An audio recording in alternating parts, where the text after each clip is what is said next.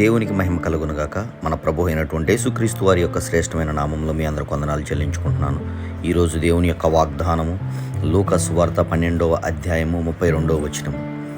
చిన్న మంద భయపడకుడి, మీకు రాజ్యమును అనుగ్రహించుటకు మీ తండ్రికి ఇష్టమై ఉన్నది. దేవుడు ఇటు వాగ్దానం మన జీవితంలో ఫలింపచేయునుగాక. ఆమేన్. నా ప్రియ సహోదరి సహోదరుడా, మీకు కలిగిన వాటిని అమ్మి ధర్మము చేయడి, పాతగిలిన సంచులను పరలోకమందు అక్షయమైన ధనమును సంపాదించుకుని, అక్కడికి దొంగరాడు చిమ్మెట కొట్టదు. మీ ధనము ఎక్కడ ఉండునో అక్కడనే మీ హృదయం ఉండును. కనుక దేవుడు వాక్యమును మనం అర్థం చేసుకునేటటువంటి వానిగా ఉండాలి.